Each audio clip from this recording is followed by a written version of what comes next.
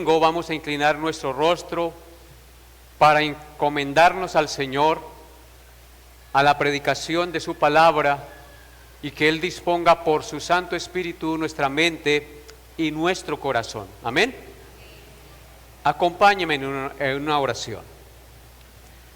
Soberano Señor y Padre nuestro, tú que habitas en luz inaccesible, a quien ninguno de los hombres ha visto ni puede ver jamás, así lo dice tu palabra, pero que te has dado a conocer y te has revelado en tu Santo Hijo, de tal manera que tu palabra nos dice por boca del Señor Jesucristo, que quien ha visto a Cristo ha visto al Padre, que quien cree en Cristo cree en el Padre.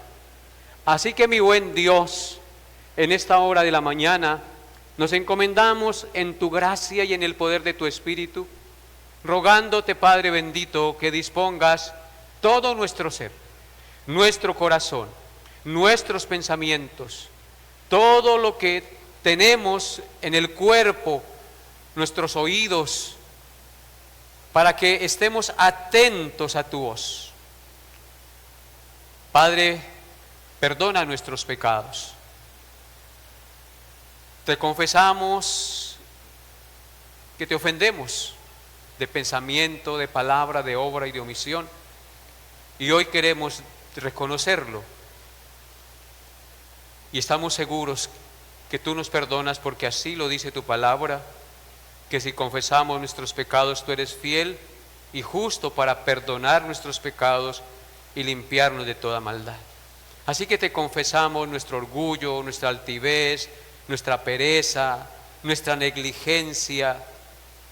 Tú conoces nuestro corazón. Te pedimos perdón por nuestras faltas. Te pedimos que nos limpies, Señor, y que disponga nuestro corazón para recibir la enseñanza de tu verdad, tu santa palabra. Santifícanos en tu verdad. Tu palabra es verdad. Toma mis palabras, mis pensamientos, y que lo que yo enseñe sea conforme a lo que tú has revelado en tu santo libro. Dispone el corazón de mis hermanos y quita el sueño y la pereza, las distracciones mentales, y permite que estemos con conciencia, Señor, delante de ti en estos momentos, dispuestos a recibir tu palabra, como la tierra recibe la lluvia y hace germinar la hierba, las semillas, las plantas, y producir fruto. Así es tu palabra que sale de tu boca, no volverá a ti vacía. Cumple, Señor, lo que tú has prometido, porque tú eres fiel. En el nombre de Jesús. Amén. Bien, hermanos, seguimos con nuestro estudio consecutivo, expositivo del Evangelio de Juan. El domingo pasado concluimos el estudio del capítulo 13 de este sublime y glorioso Evangelio de Juan. Hoy, por la gracia de Dios, daremos inicio al estudio del capítulo 14, versículo a versículo. Quiero hacer una nota recordatoria. Quiero recordarles que todo lo que está escrito desde el capítulo 13 hasta el capítulo 17 del Evangelio de Juan fue lo que sucedió y dijo el Señor Jesucristo a sus discípulos cuando se reunieron a comer la Pascua en el aposento alto. Todo ese discurso del capítulo 13 al 17 lo dijo el Señor esa noche cuando estuvieron reunidos. La noche del jueves, cuando Judas lo traicionó y lo entregó en manos de sus enemigos. Hoy meditaremos en los primeros 3 versículos de este capítulo 14. Así que les invito a leer en Juan capítulo 14, versículos 1 al 3. Juan 14, del 1 al 3. Todos lean conmigo la palabra de Dios. Dice así: no se turbe vuestro corazón. Creéis en Dios, creed también en mí. En la casa de mi Padre muchas moradas hay. Si así no fuera, yo os lo hubiera dicho. Voy pues a preparar lugar para vosotros. Y si me fuere y os preparare lugar, vendré otra vez y os tomaré a mí mismo, para que donde yo estoy, vosotros también estéis. Amén. Amén. Este es el texto en el cual vamos a meditar en esta mañana por la gracia de Dios, con la guía y la iluminación del Espíritu Santo del Señor. Vamos a dividir este pasaje en 3 puntos o encabezados. En primer lugar, vamos a ver el remedio para el corazón turbado, versículo 1. En segundo lugar, vamos a mirar la promesa de un hogar eterno, versículo 2. Y en tercer lugar, vamos a mirar la seguridad del regreso de Cristo. Esos son los 3 encabezados, los repito. Versículo 1, el remedio para el corazón turbado. Versículo 2, la promesa de un hogar eterno. Y versículo 3, la seguridad del regreso de Cristo. Consideremos entonces el primer punto, el remedio para el corazón turbado. Dice la palabra de Dios en el verso 1, por boca de nuestro Señor Jesucristo: no se turbe vuestro corazón. Creéis en Dios, creed también en mí.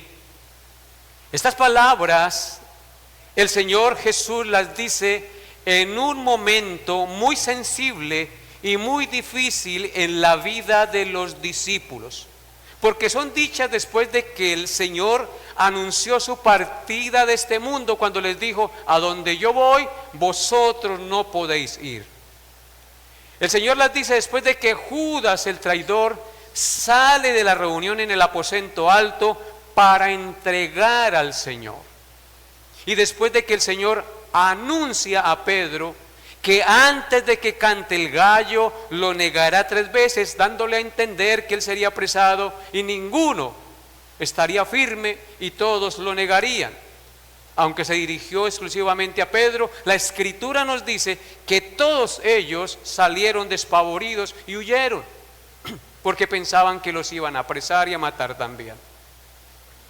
Hermanos, entonces estas palabras son dichas en un momento muy sensible y muy difícil de conmoción en la vida de los discípulos y por supuesto también en la misma vida del Señor Jesucristo. Pero un líder tiene siempre la convicción, aunque esté con el agua al cuello, un líder cristiano, me estoy refiriendo a un líder cristiano, no a los líderes humanos. Un líder cristiano, aunque esté con el agua al cuello, siempre tiene la mirada puesta en Dios y confía en Él hasta el último momento de su existencia sobre esta tierra. Por supuesto que los discípulos estaban confundidos. En esas circunstancias estaban turbados, llenos de temor. Humanamente hablando, sentían que todo se derrumbaba a su alrededor. El líder en el cual habían confiado, el cual habían seguido durante 3 años, iba a ser apresado, lo iban a matar y todo acabaría. Ellos estaban turbados, sentían que todo se acababa y que todo se derrumbaba a su alrededor. Además, el Señor Jesucristo, conociendo la angustia y la turbación que experimentarían aún más horas después debido a su arresto y a su crucifixión, se dirige a los 11 con las palabras más consoladoras y esperanzadoras de toda la Escritura para nosotros los hijos de Dios y para todo aquel que desee creer en Él por la gracia y la bondad del Señor. No se turbe vuestro corazón. Creéis en Dios, creed también en mí. La turbación del corazón, hermanos, es un mal que afecta intensamente al género humano. Y los cristianos no somos inmunes a la turbación del corazón. No hay clase social que se libre de ella. No hay rejas, no hay cerrojos, no hay defensas que impidan que la turbación llegue. Cuando la turbación llega, llega y nadie la puede detener.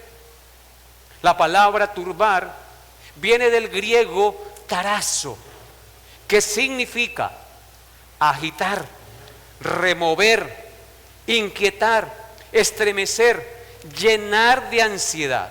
Eso significa o implica la palabra turbación en el original griego en el que fue escrito el Nuevo Testamento. Agitar, remover, inquietar, estremecer, llenar de ansiedad. En otras palabras, se refiere a perder la calma interior, ser sacudido, ser removido y agitado por el miedo, el dolor, la duda y la incertidumbre. O sea, que lo que están sufriendo los discípulos en su ser interior no es cualquier cosa. Están agitados, están estremecidos, están llenos de temor, están llenos de ansiedad. Los discípulos estaban emocionalmente quebrantados, turbados, inquietos, llenos de ansiedad por lo que estaba pasando y se avecinaba. Pero Cristo no les dice: confíen en su ser interior, piensen de manera positiva, como a veces nos dicen, o como nos enseña la psicología humana, o saca el campeón que hay en ti. Cristo no les dice eso. Cristo los dirige al único remedio para la turbación del alma. La receta que ofrece nuestro Maestro a todos sus discípulos para quitar la turbación del alma, la ansiedad, es creer más intensamente e incondicionalmente en Él. Y digo, a creer más intensamente, porque la fe firme en el Señor Jesucristo es la única medicina segura para los corazones afligidos y turbados. La fe firme en el Señor Jesucristo es la única medicina segura para los corazones afligidos y turbados. Indudablemente que los miembros de aquel pequeño grupo, es decir, de los discípulos del Señor, que se sentó a la mesa a comer la última cena o la Pascua con el Señor, creían en Dios y en cierta medida habían creído en el Señor Jesucristo. Habían demostrado la autenticidad de su fe al renunciar a todo y seguir a Cristo. Sin embargo, hay que entender que hay niveles de fe, que hay creyentes débiles y creyentes fuertes. La fe de los discípulos estaba todavía muy débil y necesitaba ser fortalecida. Y es precisamente a través de las pruebas y las circunstancias difíciles que un discípulo del Señor crece, se fortalece y se desarrolla en su fe. No hay otra manera, tiene que ser a través de las pruebas para uno crecer, fortalecerse y desarrollarse en la fe. Porque es allí cuando debemos acudir en fe al único que puede darnos estabilidad, consuelo y fortaleza. Es decir, a nuestro Señor y Salvador Jesucristo, a la roca inamovible de nuestra salvación. Nosotros tenemos que estar siempre dependiendo del Señor. Pero como decía el hermano Alex hoy, pedirle al Señor que nos mantenga el pan necesario y que nos dé lo justo es lo mejor, porque siempre estaremos dependientes de Él, porque cuando estamos en opulencia económica y de salud, pues tendemos a olvidarnos de Él, a ser ingratos y a poner la confianza en las cosas materiales y no en el Dios que nos da las cosas. Por eso miren lo que debe hacer un siervo de Dios cuando está en turbación, cuando está en peligro, cuando está en angustia. Proverbios 18:10. Proverbios 18:10 dice así: torre fuerte es el nombre de Jehová, a él correrá el justo y será levantado. Qué palabras tan gloriosas estas del Proverbios 18, versículo 10. Vuelvo a leerlo. Torre fuerte es el nombre de Jehová. No hay otro nombre más poderoso y glorioso que el nombre del Señor. Jehová de los ejércitos es su nombre. Es una torre fuerte, es un fortín inamovible. Y como es una torre fuerte, un fortín inamovible, ¿qué hace el justo? A él corre y será levantado. Entonces, ¿a quién debemos correr cuando estemos en angustia y turbación, queridos hermanos? Al Señor. No hay otro lugar para acudir. No acudamos al psicólogo, acudamos primeramente a Dios nuestro Señor. Observen lo que les dice nuestro Señor en el texto sagrado. No se turbe vuestro corazón. Creéis en Dios, creed también en mí. Aquí hay una negación. No se turbe, el Señor dice, no se turbe vuestro corazón. Si ustedes creen en Dios, crean también en mí. El Señor insiste una vez más en la misma lección, que creyeran en Él y lo hicieran cada vez más con mayor fervor y con mayor seguridad. Porque nosotros tenemos que estar en el fortalecimiento de nuestra fe constantemente, porque el mundo y las circunstancias fácilmente nos hacen retroceder. El Señor quiere que tú y yo creamos en Él cada día con más fervor, con más firmeza, con mayor fervor y seguridad, porque esa es la única manera que podemos vencer. ¿Quién es el que vence al mundo? ¿Qué dice Primera de Juan? El que cree que Jesucristo es el Hijo de Dios. Juan 7:38. Juan 7:38. Dice Juan 7:38. El que cree en mí, como dice la Escritura, de su interior correrán ríos de agua viva. La fe en Jesús es el único cimiento que nos puede sostener en este mundo. Todo aquel que viene a mí oye y hace. Eso es creer, venir a Él y hacer. Le compararé a un hombre prudente que edificó su casa sobre la roca. Y vinieron los vientos, vinieron las tormentas y dieron con ímpetu contra aquella casa, pero la casa no cayó porque estaba fundada sobre la fe en Jesús, en la roca inamovible de los siglos, en la torre fuerte a la cual el justo acude y será levantado. Y aquí nos dice, el que cree en mí, como dice la Escritura, de su interior correrán ríos de agua viva. Esto dijo del Espíritu Santo que habían de recibir los que creyeran en Él. Hermanos, el Espíritu Santo mora en nosotros. Y si el Espíritu Santo mora en nosotros, tenemos el poder de Dios para ser testigos. Recibiréis poder cuando haya venido sobre vosotros el Espíritu Santo y me seréis testigos en Jerusalén, en Judea, en Samaria y hasta lo último de la tierra. Vemos que Jesús pone la fe en el mismo nivel de la fe en Dios su Padre. Él dice, ¿creéis en Dios, amados míos? Creed también en mí. Pone la fe en Él al mismo nivel de la fe en el Padre.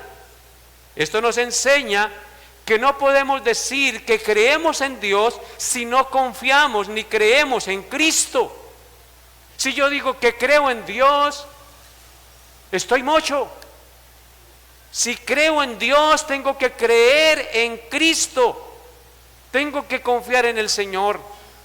Aquí Cristo muestra claramente su divinidad. Él es igual a Dios. Confiar en Él es confiar en Dios. Observen lo que dice Juan 12:44. Juan 12:44. Dice, Jesús clamó y dijo, el que cree en mí, no cree en mí, sino en aquel que me envió. Por eso el Señor les dice, si ustedes creen en Dios, crean también en mí. Porque el que cree en mí, no cree en mí, sino en el que me envió. O sea que no podemos realmente creer en Dios el Padre si no creemos en Jesucristo, porque Él es el camino y el medio para llevarnos a Él y tener comunión con Él. La fe en Cristo trae paz en medio de la tormenta, queridos hermanos. La prueba y la aflicción son medios del Señor para que tú y yo experimentemos la paz en medio de ella. Él es el único que puede calmar la tormenta y traer la paz al corazón cuando estemos pasando por ella. Vamos a mirar unos versículos de apoyo para afirmar esta certeza y esta seguridad que tú y yo debemos tener en nuestro Señor. Isaías capítulo 26, versículo 3. Isaías capítulo 26, versículo 3. Vayan conmigo allá y lean con sus propios ojos y su propia lengua. Dice así: tú guardarás en completa paz a aquel cuyo pensamiento en ti persevera, porque en ti ha confiado. Isaías 26, versículo 3. ¿Qué palabras estas tan gloriosas? El profeta nos dice que Dios guardará en completa paz a aquel cuyo pensamiento en ti persevera, porque en ti ha confiado. Si notan la fe en el Antiguo Testamento, la expresión de la fe, tú guardarás en completa paz a aquel cuyo pensamiento en ti persevera. ¿Y por qué persevera? Porque en Él ha confiado, porque en Él ha puesto su fe, su confianza. Hermanos, sin fe es imposible agradar a Dios. Sin fe en el Señor Jesucristo es imposible sostenernos en los embates de este mundo. La fe en Jesús es el fundamento. Por eso es uno de los fundamentos de las olas de la Reforma. ¿Qué dice allí? Solo Escritura, solo gracia, solo fe, solo Cristo, solo la gloria de Dios. Sin fe es imposible agradar a Dios. Salmo 56, versículo 3. Salmo 53, versículo 3. Dice así: en el día que temo, yo en ti confío. Otra vez la fe. La fe no es exclusiva del Nuevo Testamento. Si usted va a Hebreos capítulo 11, podrá darse cuenta que la fe es desde el comienzo hasta el fin. Por eso, solo fe. ¿Qué dice aquí el salmista? En el día que temo, en el día que tú temes, que estés en peligro, ¿qué debes hacer? Confiar en Dios. Confiar, aferrarse a Dios firmemente, a la torre fuerte, a la roca inamovible de nuestra salvación. Filipenses capítulo 4, versículo 6. Filipenses capítulo 4, versículo 6.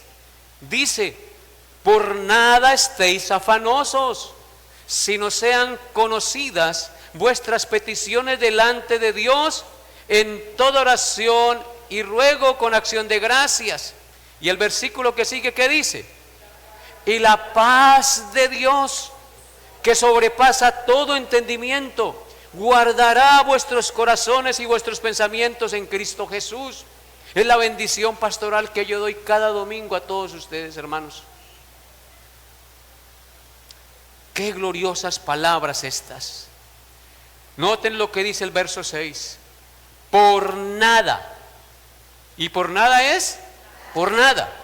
Por nada estéis afanosos, turbados, sino sean conocidas vuestras peticiones delante de Dios en toda oración y ruego con acción de gracias. En lugar de angustiarse, en lugar de turbarse, ore. Es lo que nos está diciendo el Señor. En lugar de preocuparse y de perder los estribos y el horizonte, arrodíllese y ore. Por nada estéis afanosos, sino, por el contrario, sean conocidas vuestras peticiones delante de Dios en toda oración y ruego y con acción de gracias, dando por hecho que el Señor las contesta. ¿Y qué pasa si hacemos eso? La paz de Dios. ¿Escucharon eso? La paz de Dios, no la paz del mundo. ¿Y la paz de Dios cómo es? Sobrepasa todo entendimiento, va más allá de nuestra razón. ¿Cómo es posible que yo pueda estar tranquilo en medio de la agitación y la turbación? Sobrepasa todo entendimiento. Esa paz guardará nuestros corazones y nuestros pensamientos. Es decir, se quitará la turbación. He aquí el remedio para la turbación del alma. Primera de Pedro, capítulo 5, versículos 7 al 9.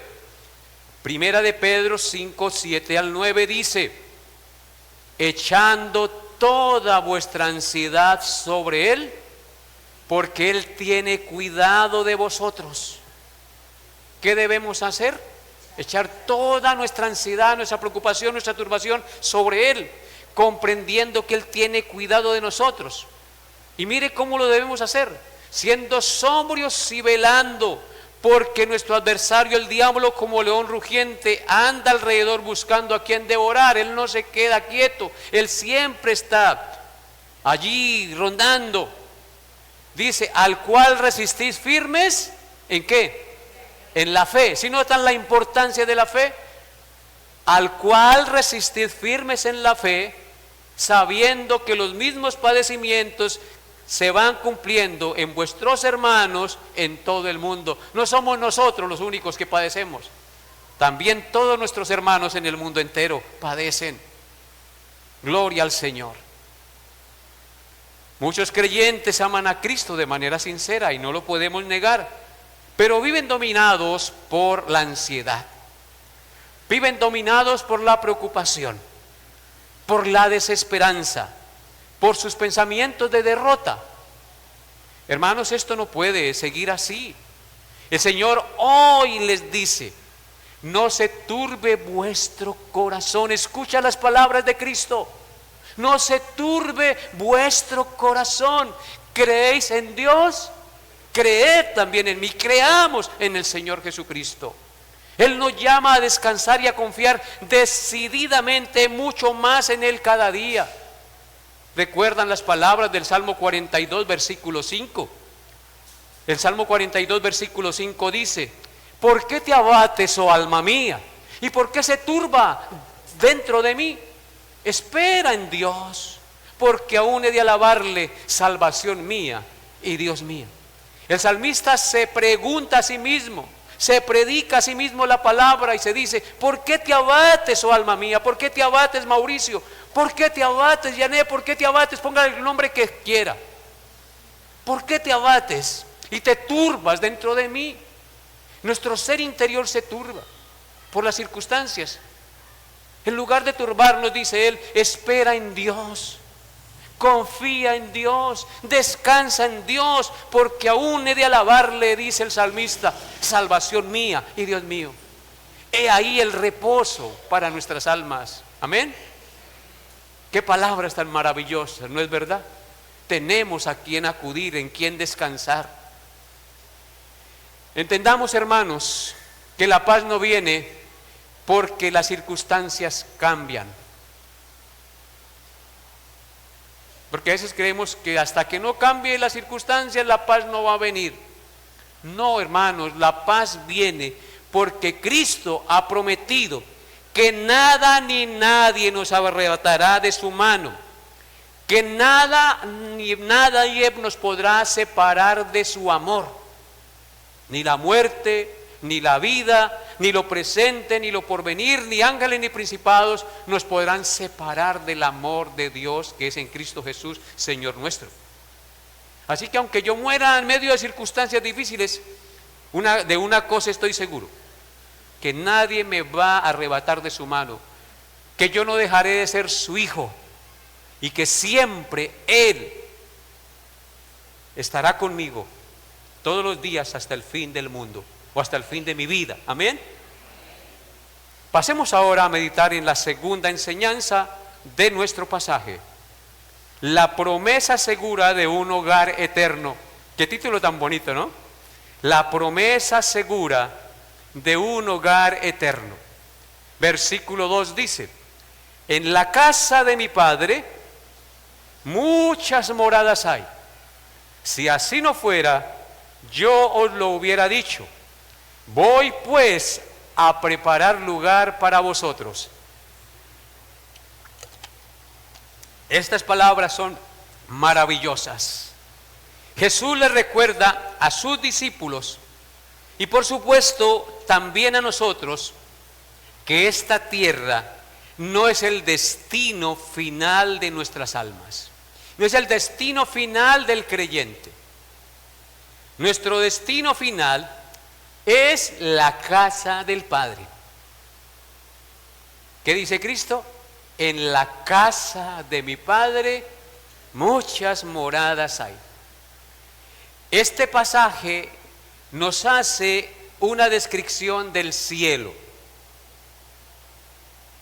En primer lugar, nos muestra que el cielo es la casa del Padre. Es la casa de quien Jesús dice: subo a mi Padre y a vuestro Padre.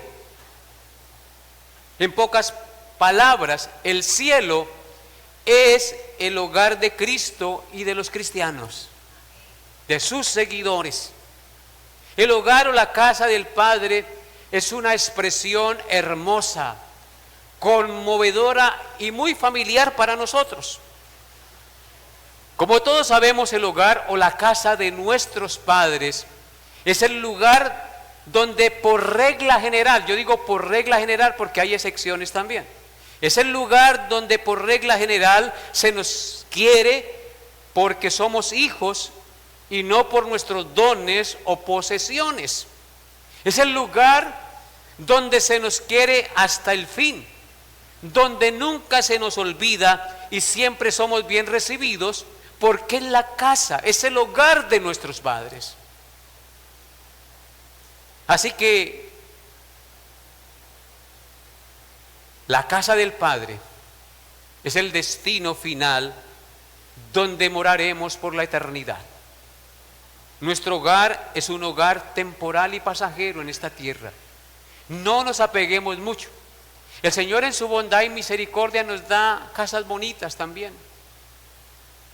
Nos da lugar para morar, pasar la noche, no sentir frío y vivir con nuestra familia. Pero por más placentero que sea el hogar terrenal, aquí no es el lugar permanente. Nuestro corazón siempre debe estar con ese sentido de desprendimiento de las cosas de este mundo. Nuestro hogar en esta tierra es temporal y pasajero. En segundo lugar, el pasaje nos enseña que el cielo es un lugar de muchas moradas, y muchas moradas permanentes y eternas. El texto dice: en la casa de mi Padre muchas moradas hay. Aquí en esta tierra nos encontramos en tiendas y tabernáculos, es decir, en casas temporales, en ranchos provisionales, por así decirlo. Tabernáculo quiere decir casa provisional.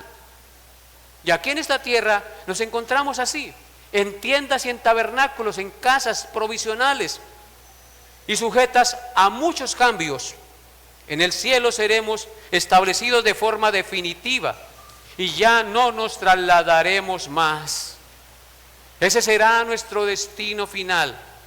El texto dice: muchas moradas hay. Y esto nos habla de suficiencia, de la suficiencia y de la abundancia del Señor. Nos habla de la amplitud, nos habla de la seguridad y de la permanencia de lo que encontramos en la patria celestial. Hay un lugar para todo verdadero creyente, desde los más pequeños allá en el cielo hasta los más grandes de los santos. Desde el creyente más débil hasta el más fuerte hallará lugar en las moradas eternas. Ni siquiera el hijo más débil de Dios debe temer por la falta de un hogar en el cielo. porque es un lugar de muchas moradas preparadas para los hijos de Dios, los redimidos por la sangre del Cordero. Solo los pecadores impenitentes e incrédulos, obstinados, se quedarán fuera de ese lugar y tendrán su morada en el lago que arde con fuego y azufre, que es la muerte segunda. Observen lo que dice Hebreos capítulo 13, versículo 14. Hebreos 13, versículo 14. Dice la palabra de Dios: porque no tenemos aquí ciudad permanente, sino que buscamos la porvenir. Esa debe siempre ser la perspectiva de un hijo de Dios, de un cristiano. Aquí no tenemos ciudad permanente. El sueño americano está allá, no aquí. No tenemos aquí ciudad permanente, sino que buscamos la porvenir, la patria celestial. Segunda de Corintios capítulo 5, versículo 1. Segunda de Corintios 5, 1 dice: porque sabemos, escúchenlo bien, porque sabemos que si nuestra morada terrestre, este tabernáculo, hablando del cuerpo, se deshiciere, tenemos de Dios un edificio, una casa no hecha de manos, eterna en los cielos. Aquí es donde yo me atrevo a decir que, si bien es cierto, podemos tener un lugar físico, no lo sabemos exactamente en el cielo, la casa de la que habla el Señor es nuestro cuerpo glorificado, incorruptible e inmortal, y que nunca más va a pecar contra el Señor, donde morará nuestra alma con ese cuerpo incorruptible. Noten nuevamente lo que dice el texto, segunda de Corintios 5:1. Porque sabemos que si nuestra morada terrestre, este tabernáculo, se deshiciere, está hablando del cuerpo. Dice, tenemos de Dios un edificio, una casa, hablando también de qué cosa, del cuerpo, no hecha de manos, eterna en los cielos. Dios nos recreará en un cuerpo incorruptible e inmortal, porque la muerte es sorbida en victoria. Y diremos: ¿dónde está, oh muerte, tu victoria? ¿Dónde, oh sepulcro, tu aguijón? Entonces, hermanos, ahora observen lo que dice Hebreos 11, versículos 9 y 10. Hebreos 11, versículos 9 y 10. Por la fe habitó como extranjero en la tierra prometida, como en tierra ajena, morando en tiendas con Isaac y Jacob, coherederos de la misma promesa, porque esperaba la ciudad que tiene fundamentos, cuyo arquitecto y constructor es Dios. Entonces, ¿tras de qué ciudad, tras de qué morada nosotros debemos andar? Tras de la ciudad y morada cuyo arquitecto y constructor es Dios y no los hombres. Y en Hebreos 11, 13 al 16, escuchen y lean conmigo. Hebreos 11, 13 al 16, hablando de todos los héroes de la fe, dice: conforme a la fe murieron todos estos, sin haber recibido lo prometido, sino mirándolo de lejos y creyéndolo y saludándolo y confesando que eran extranjeros y peregrinos sobre la tierra.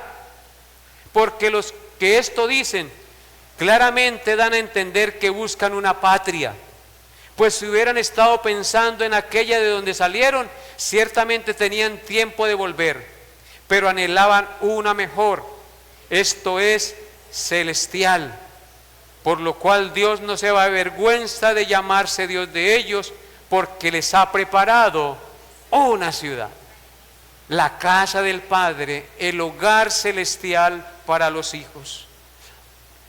Amados hermanos, el cielo o la casa del Padre, para nosotros los creyentes, nos habla de la presencia eterna de Dios con su pueblo, de la comunión perfecta de Dios con su pueblo, del descanso eterno en la casa del Padre, de la gloria eterna con Cristo, nuestro hermano mayor, en la casa del Padre.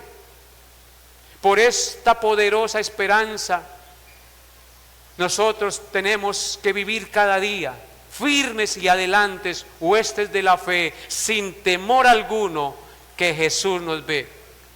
Por esta poderosa y esperanzadora razón, como creyentes no debemos vivir con el corazón puesto en esta vida.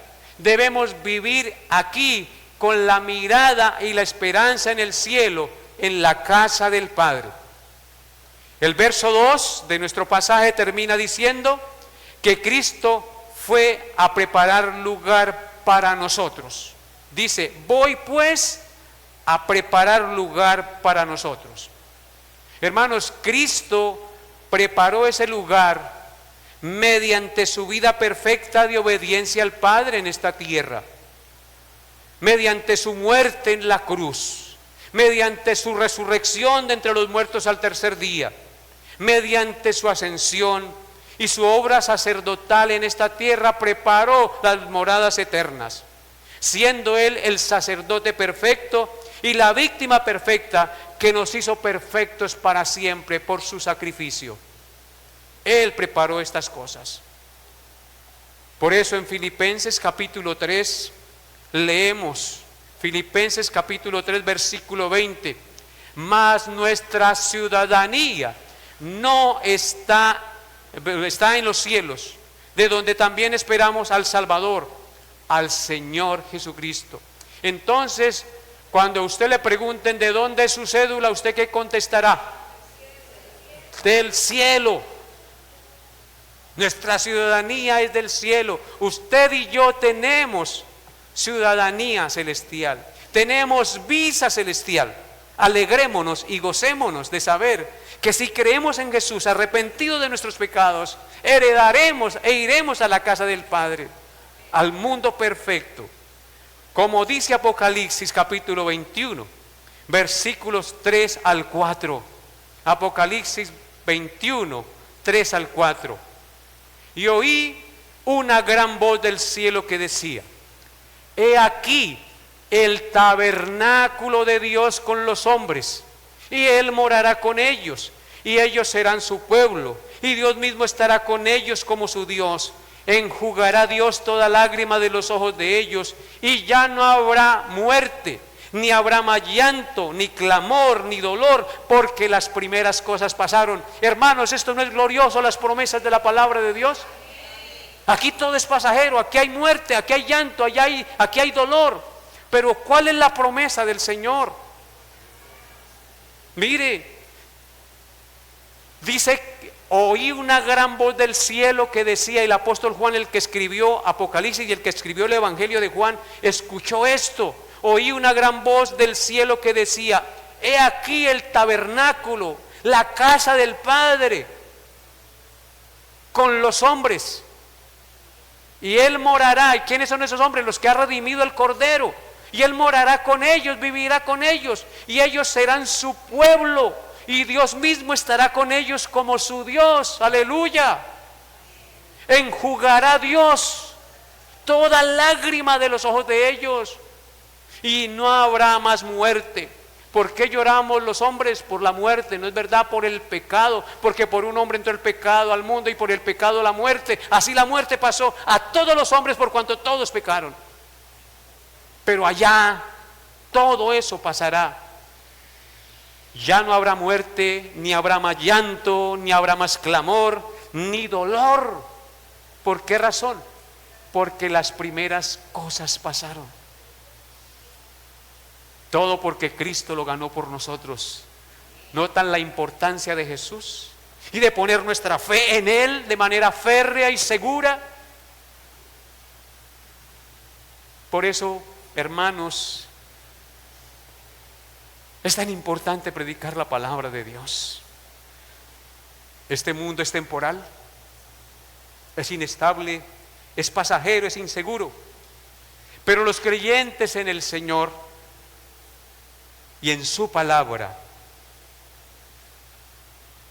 en Él tenemos esperanza, y no cualquier esperanza, una esperanza eterna en el cielo. Cuando el cristiano recuerda la esperanza del cielo y la casa del Padre, soporta pruebas y las soporta con paciencia y persevera en medio de las pruebas y vive con esa esperanza eterna, porque sabe que esto no será para siempre. Como el pueblo de Israel anhelaba ser rescatado de la esclavitud en Egipto, con la promesa de que un día Dios les enviaría el libertador, y así estuvieron 400 años, hasta que Dios escuchó su clamor y les envió al libertador y los sacó con mano poderosa. Dios ya nos envió al libertador, a nuestro Señor Jesucristo, y murió y pagó por nosotros, y un día, como vamos a ver en el segundo punto, Él volverá por nosotros. Hermanos, estudiando y meditando este pasaje el día de ayer, vino a mi memoria la última parte de la cuarta estrofa del himno 45, Castillo Fuerte, en nuestros himnarios, el cual es atribuido a Martín Lutero, al reformador Martín Lutero. Y esa partecita de la última estrofa dice así: nos pueden despojar de bienes y hogar, el cuerpo destruir, mas para siempre ha de existir de Dios el reino eterno. Vuelvo a leerlo. Nos pueden despojar de bienes y hogar, el cuerpo destruir, mas para siempre ha de existir de Dios el reino eterno. Tenemos que aprendernos ese himno para cantarlo en esta canción, porque es la canción de la Reforma. Castillo fuerte es nuestro Dios, defensa y gran escudo. Bueno, no sigo cantando. Meditamos, hermanos, hemos meditado en el segundo punto. Ahora meditemos en la tercera y última enseñanza de nuestro pasaje: la seguridad del regreso de Cristo. Juan 14:3 dice: y si me fuere y os prepararé lugar, vendré otra vez y os tomaré a mí mismo, para que donde yo estoy, vosotros también estéis. Hermanos, vemos claramente en el versículo 3 la promesa de la segunda venida de nuestro Señor Jesucristo a esta tierra. Esta es una promesa gloriosa. Cristo volverá en cuerpo y alma a esta tierra por segunda vez. La segunda venida de Cristo será literal, será visible, será en gloria y será segura, que no nos quepa la menor duda. Pero ¿cuánto tiempo antes que están diciendo que Cristo volverá y nada que viene? Se mueren los hombres y mueren sin que Cristo. Y todos dicen: ya pronto va a venir Cristo. Hermano, la muerte de nuestro cuerpo no anula la segunda venida de Cristo. Porque si nosotros morimos y Cristo no ha venido, el día que Él regrese puede ser en 1 año, en 2 años, en 20, en 100. El día que Él regrese, los muertos en Cristo resucitarán con Él, como Él resucitó. Así que la muerte no anula la promesa de la segunda venida de Cristo. Cristo no solo se fue a preparar un lugar para nosotros, sino que el mismo Cristo dice: vendré otra vez y os tomaré a mí mismo. Yo volveré por ustedes y los llevaré a la patria, al hogar del Padre Celestial, a la casa del Padre.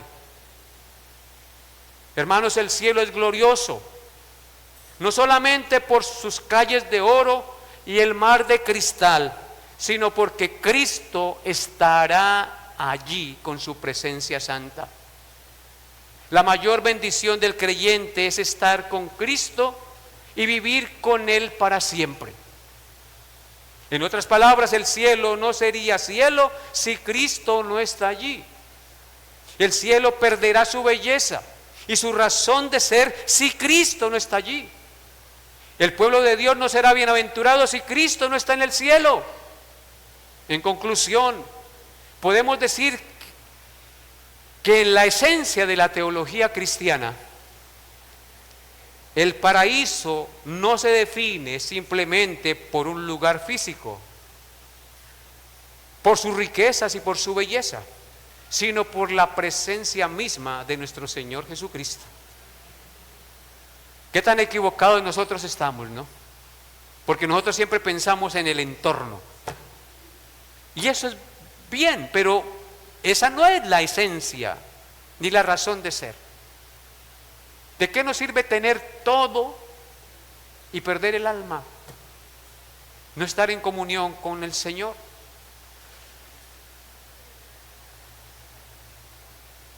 El versículo 3 termina diciendo: para que donde yo estoy, vosotros también estéis. El deseo del Señor es la comunión eterna con su pueblo. El propósito final de la salvación es la reconciliación del hombre con Dios. El cielo es el cumplimiento de la gloriosa promesa de habitar plenamente con el Creador por la eternidad, sin el estorbo del pecado y la muerte. Las calles de oro o mar de cristal pierden valor si Cristo falta allí. El tesoro real, la recompensa del creyente es Jesús, no el entorno material, hermanos. La plenitud del alma es Cristo. San Agustín dijo unas famosas palabras que las repetimos muy a menudo. Él escribió que el corazón humano está inquieto hasta que descansa en Dios. El cielo sin Cristo dejaría al alma insatisfecha para siempre, hermanos. Y eso es verdad. Dejaría al alma insatisfecha, hermanos. La luz eterna que es Cristo.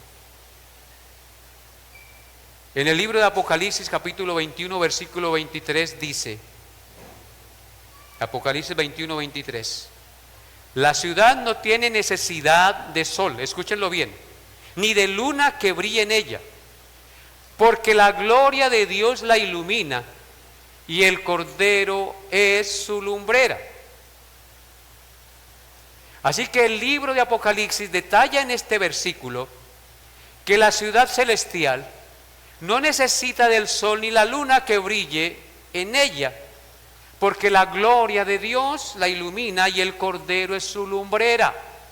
Así que sin la presencia de la luz de Cristo y de Dios el Padre, el cielo estaría en tinieblas por más sol que alumbre. Porque en este mundo, aunque el sol alumbre en toda su plenitud, muchos están en tinieblas. Solo si la luz de Jesús ilumina nuestro entendimiento, podemos tener la luz eterna de Dios. Entendamos esto, hermanos, las palabras del Señor. No se turbe vuestro corazón. ¿Creéis en Dios? Creed también en mí. En la casa de mi Padre muchas moradas hay. Si así no fuera, yo lo hubiera dicho. Voy pues a preparar lugar para vosotros. Y si me fuere y os preparare lugar, vendré otra vez y os tomaré a mí mismo, para que donde yo estoy, vosotros también estéis. ¿Sí notan lo que Cristo quiere? Que nosotros estemos con Él por siempre, hermanos. Cuando los apóstoles estaban con Cristo resucitado, y estando ellos ya dispuestos el Señor a partir de este mundo, estando ellos con los ojos puestos en el cielo, entre tanto que Él se iba, he aquí se pusieron junto a ellos dos varones con vestiduras blancas, dos ángeles, los cuales también les dijeron: varones galileos, ¿por qué estáis mirando al cielo? Este mismo Jesús que ha sido tomado de vosotros al cielo, así vendrá como le habéis visto ir al cielo. La venida de Cristo será segura y será visible Así como ascendió, Él volverá. Y el apóstol Pablo dijo en Tito capítulo 2, versículos 12 al 13, enseñándonos que renunciando a la impiedad y a los deseos mundanos, vivamos en este siglo sobria, justa y piadosamente, aguardando la esperanza bienaventurada y la manifestación gloriosa de nuestro gran Dios y Salvador Jesucristo. Hermanos, aquí está la esencia de la vida cristiana en esta tierra. Tenemos que vivir en este mundo, hermanos, sobria, justa y piadosamente, aguardando la bienaventuranza y manifestación gloriosa de nuestro Señor y Salvador Jesucristo. La esperanza del regreso de Cristo debe producir en nosotros santidad, perseverancia en sus cosas, fidelidad a su palabra y consuelo en medio de la tristeza. El creyente no mira solamente las dificultades presentes, mira la gloria venidera. Pablo nos exhorta en Colosenses capítulo 3, versículos 2 al 4, a poner la mira en las cosas de arriba y no en las de la tierra, porque habéis muerto y vuestra vida está escondida con Cristo en Dios. Y cuando Cristo, vuestra vida, dice Pablo, se manifieste, cuando Él venga, entonces vosotros también seréis manifestados con Él en gloria. Ahí está la promesa para nosotros. Así que el antídoto contra la turbación del corazón es la fe firme y decidida en Jesús, querida iglesia. No se turbe vuestro corazón. ¿Creéis en Dios? Creed también en mí. La certeza de nuestro destino eterno es el consuelo para nuestras almas. En la casa de mi Padre muchas moradas hay. Si así no fuera, yo os lo hubiera dicho. Cristo no nos engaña. Él dijo, si así no sucediera, yo no les hubiera dicho esto. Es una realidad lo que les estoy diciendo. Voy pues a preparar lugar para vosotros. Así que la muerte y el sufrimiento no son el final, queridos hermanos. Jesús nos asegura que hay un lugar seguro, íntimo y preparado personalmente por Él para nosotros en la eternidad. El cielo no es un concepto vago, hermanos, sino una morada garantizada en la presencia de Dios. Así que el antídoto para la turbación también es la promesa inquebrantable de su regreso a esta tierra. Si me fuere y os preparare lugar, vendré otra vez y os tomaré a mí mismo, para que donde yo estoy, vosotros también estéis. El propósito final entonces de Dios para con nosotros es la comunión con Él, ininterrumpida en el cielo con su iglesia. La segunda venida de Cristo, hermanos, es una garantía de que todas las dificultades presentes tienen fecha de vencimiento, fecha de caducidad, y que al final estaremos por siempre con Él en la eternidad. Como Él lo dijo en Juan 17, 24.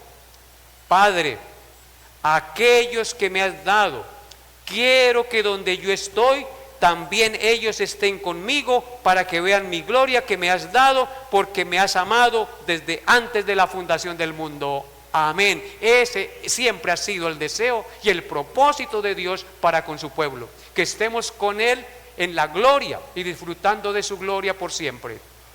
Colóquese de pie, amado hermano, y vamos a orar.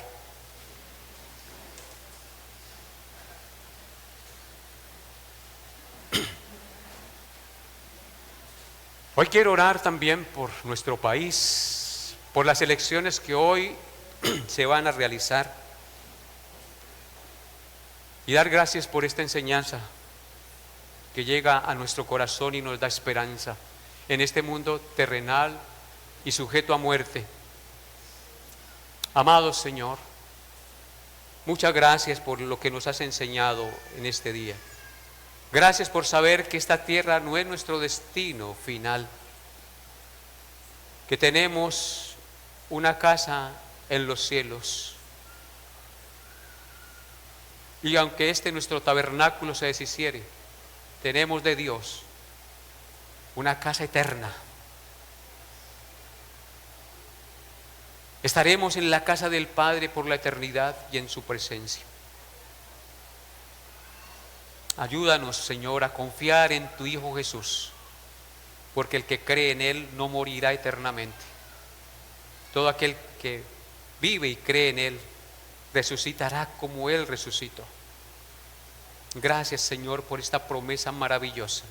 Gracias porque esto es remedio y medicina para la turbación de nuestra alma en este mundo. Gracias por lo que nos has enseñado el día de hoy.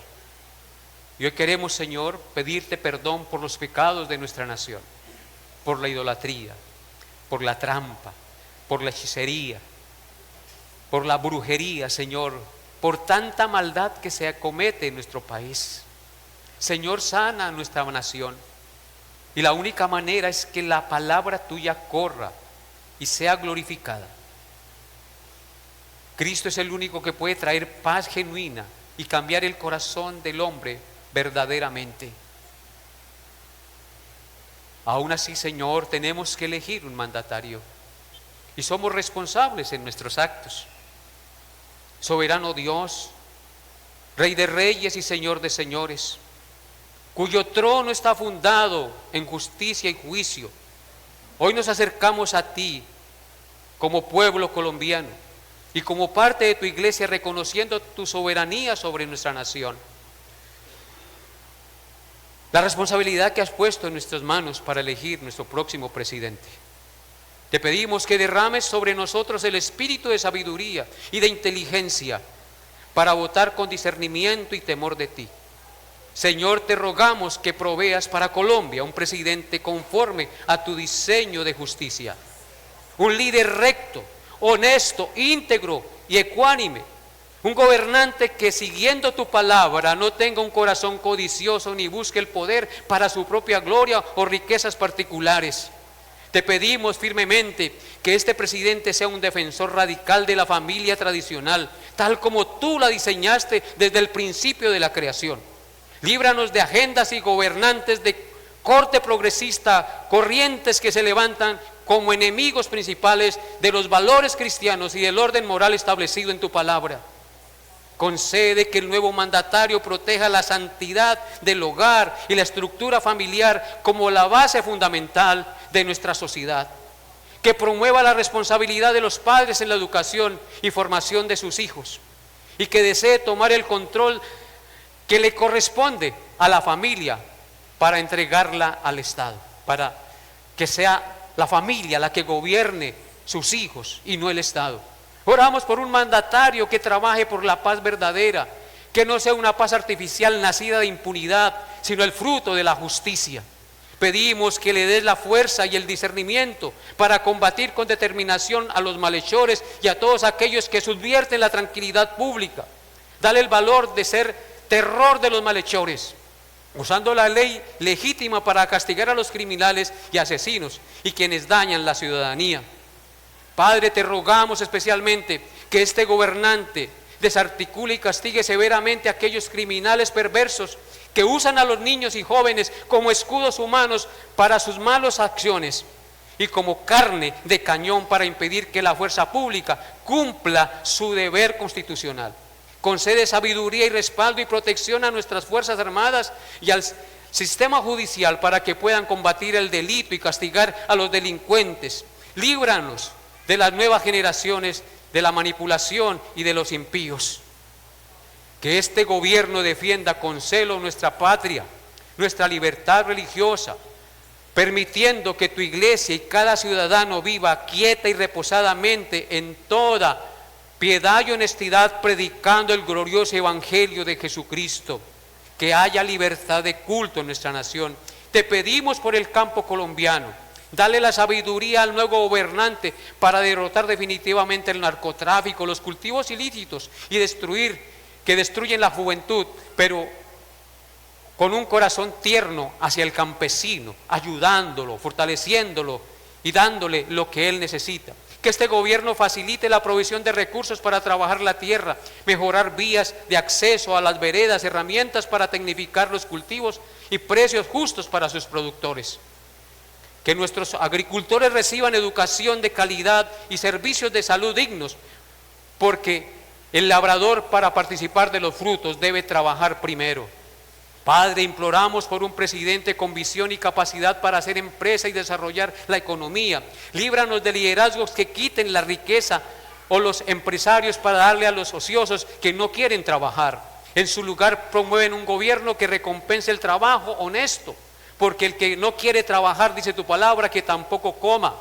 Que abra caminos de innovación y tecnología para que todos los colombianos crean riqueza y prosperidad de manera justa. Hazlo un buen mayordomo de los recursos del Estado y de la creación, que trabaje por limpiar las aguas contaminadas de nuestros ríos y lagos, pero que también facilite el aprovechamiento sostenible de los recursos naturales para el sostenimiento de las comunidades, la riqueza del país y el cuidado de la naturaleza, recordando el mandato cultural de cultivar y guardar la tierra, como lo dice en Génesis 2, versículo 15. Que este gobernante se acuerde siempre de los pobres para ayudarlos a salir de su miseria con dignidad. Impulse el arte, el deporte y el desarrollo de las ciencias para el florecimiento de nuestra cultura. Finalmente, Dios Todopoderoso, te pedimos un golpe definitivo contra la plaga de la corrupción, que este presidente luche con verdad contra la deshonestidad en las instituciones públicas, que acabe con las coimas y los contratos amañados, y que los corruptos sean llevados ante la justicia. Concede que en Colombia se cumpla tu palabra. Cuando los justos gobiernan, el pueblo se alegra, mas cuando el impío gobierna, el pueblo gime. En tus manos ponemos el futuro de Colombia, amados Señor. Confiamos en tu providencia y esperamos según tu santa voluntad, porque tú eres nuestro Dios. Como cristianos e hijos tuyos te pedimos por nuestra nación.